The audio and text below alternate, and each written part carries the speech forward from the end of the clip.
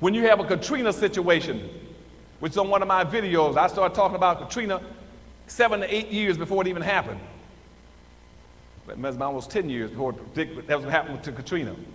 They got me crying on the video and they wouldn't take it out. But the video tell them what's going to happen in that city because the poverty rate was so high, 82% poverty rate in New Orleans before Katrina even hit. And nobody was concerned and understand that if you don't have any businesses, you're going to be poor. The reason black people are the poorest people in the United States is because we don't own businesses. Now watch this now.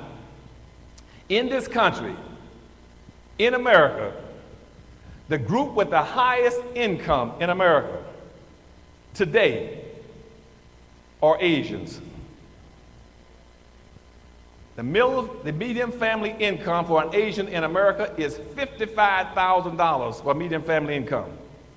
Y'all follow this along, so when long after I've left you this evening, you'll never forget this as long as you live. The median family income from an Asian is the highest in the United States at the end of the group, $55,000. Underneath them are whites. The median family income from a white person is about $53,000 to $54,000. The median family income for these Hispanics that you're also worried about and getting them into the country are over blacks. They're at $32,000 and $33,000. The median family income for black people is $19,400. Now, why are black folk on the bottom in income? Here it is now. Asians got a $55,000 income, median family income over here. Here's why they got that income. 1 out of every 10 Asians are in business. Again, $55,000 income, they're at the top. 1 out of 10 are in business. Let's go down to the next level. You got whites now over here. Whites at $53,000 to $54,000 income in that general range. They got 1 out of every 34 in business. Hispanics got 1 out of 54 in business. Black folk at the bottom with 1 out of 104. If you don't have any businesses, you're going out of existence. Why is that now? It's because all you're doing is working for a living. We're the only people that encourage our children to go off and get a good education and go get a good job. No other group of people tell their children that. No other group is that silly to tell their children, go off and get a good education and then go get yourself a good job working in a white company someplace.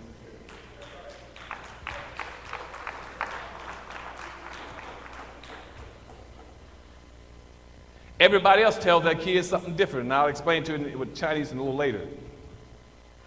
We're the only people that don't encourage our children to start businesses. If you go put your child into a job, or if you're working a job, you got to understand the purpose of a job. The purpose of a job is not to enrich you. You cannot get rich working a job.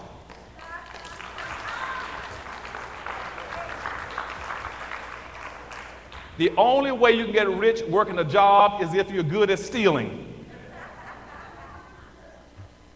A job is designed to maintain you. A job is designed to keep you one way from the welfare line, unemployment, and food stamps.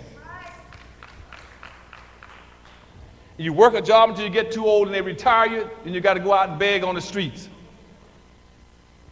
You might get lucky to give you a silver watch. A business will redistribute wealth and power to you 8 times faster. If you have a business, you can also get a salary, but you can also get capital gains. You can also get depreciation. You can get appreciation. You can you got all kind of tax loopholes. You can write off all kind of things on your business, against your businesses. You can do all kind of things. The system is set up where those who don't have businesses pay all the taxes. Winn-Dixie had about 500 stores one year when I was over education in the state of Florida. I looked at the records. They had about 526 stores in the United States. Winn-Dixie, like Safeway, 126 stores. And that thing one year they only paid $9 in taxes. They got all kinds of loopholes, flip back, take backs, and everything else to make sure they don't pay any taxes. You work at a job, you got nothing you can write off except your interest payment on your house and your taxes on your house. That's it. The rest of your money is going to take care of the rest of this country. And we're the only people who have no businesses. Black folk are paying more than their share of taxes because we are so silly we won't start businesses. Now, let me go to another issue. If you start businesses, what must you do? How do you start those businesses? I put all that in Powernomics. Start businesses at this late game. It's too late for you just to simply go into a business. It is too late to simply go into a business randomly say, well, I'm going to start a business. I don't see any flower shops on the street, so I'm going to start a flower shop. It ain't going to cut it. Now, at this point, the door is almost closed on us in this country. If you're going to go into a business, you must go into a business where you have a competitive advantage. You must be able to tell me or somebody, the reason I'm going into this business is because I have a competitive advantage over my competitors. And I'll ask you, what are your competitive advantages? You must build your business around two things.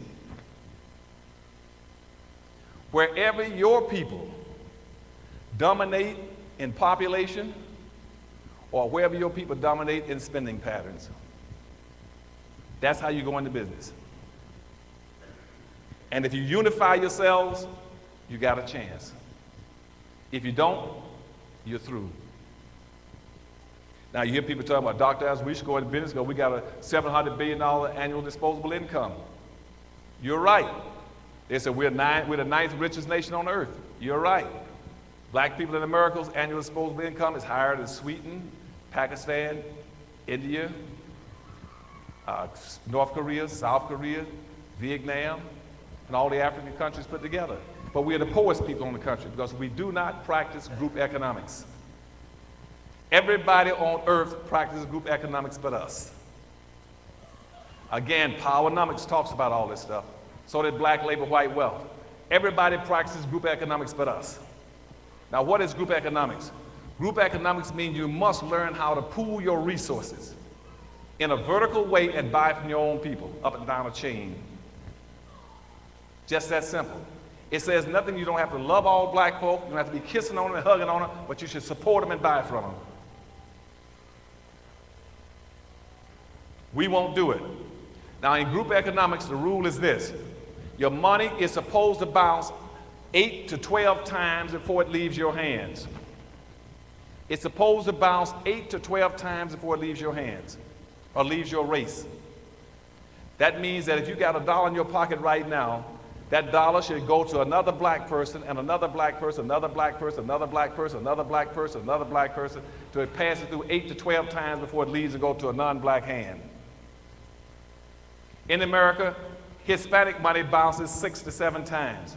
Hispanics in America right now that you're all competing with, they spend their money to their own people 6 to 7 times before it leaves a Hispanic hand. White money bounces 8 to 12 times. Arab and Asian money bounces 13 to 14 times. Jewish money bounces 18 times. Black money doesn't bounce once. As soon as a black person gets paid, he'll run over you trying to get to a non-black business to spend it. As soon as right now, if you're out on the street, every black dollar right now in Baltimore is going into a non-black hand right now. They're committing suicide. Every time you fail to spend your money with your own people, not only have you failed to practice group economics, but you flush $11 down the toilet. When you leave here right now and you go out there and you stop at a gas station and you buy $1 worth of gasoline, which is about a thimbleful about like that. You buy $1 worth of gasoline, you just threw $11 down the toilet. It didn't go to a black hand. Anytime you put your money in another group's hands, you're aiding them in wiping you out. Now, if you're going to practice group economics,